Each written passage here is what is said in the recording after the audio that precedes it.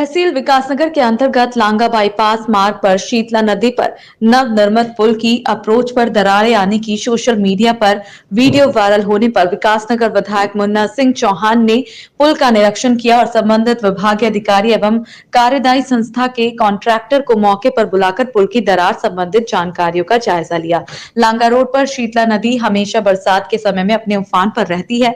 बरसात के दौरान नदी दर्जनों गांव की राहें रोकती है। बीते वर्ष चुनाव से पहले पुल निर्माण को प्रदेश सरकार ने 13 करोड़ स्वीकृत किए, जिसके बाद तेजी से इस पुल का निर्माण किया गया। पुल से लांगा बिनहार क्षेत्र, विकासनगर बाजार सहित आसपास के दर्जनों गांव की आवाजाही होती है।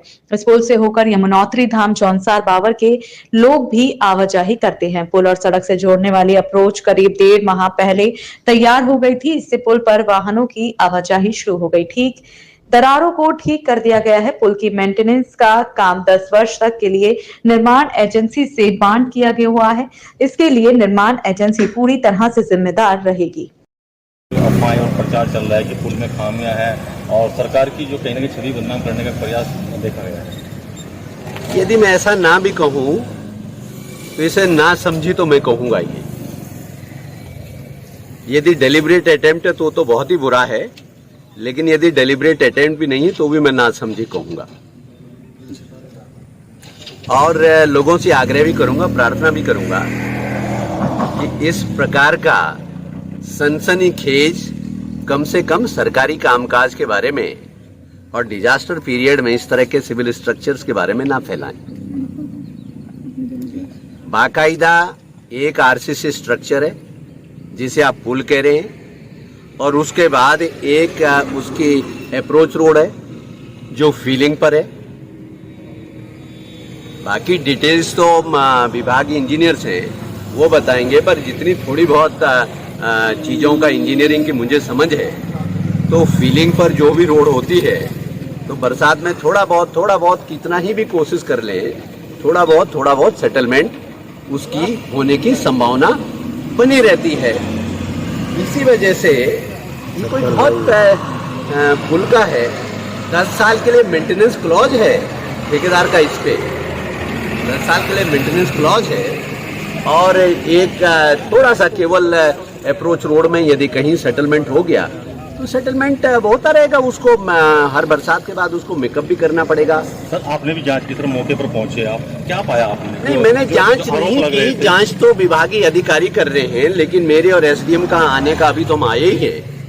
लेकिन जैसे ही कल इसके बारे में तमाम सारे सोशल मीडिया वगैरह के जरिए जो जबरदस्ती एग्जेजरेट करके चीजें कही गई, जैसे उसकी सूचना कहीं से एलआईयू के माध्यम से एसएसपी को मिली, एसएसपी ने डीएम को बताया, जिलाधिकारी ने बहुत संवेदनशीलता के साथ उसकी इमीडिएटली कॉल ली और बाकायदा तत्काल इस पे ट्रैफिक डाइवर्ट करने के लिए कहा।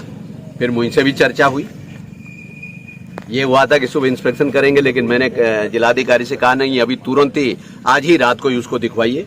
तो रात को ही एसडीएम विकासनगर, अधिशासी अभियंता एनएच और उनके सारे अधिकारी और ठेकेदार के प्रतिनिधि भी, जो कंस्ट्रक्शन एजेंसी थी उनके प्रोजेक्ट मैनेजर भी, सब ने आकर के रात को ही इसका निरीक्षण किया।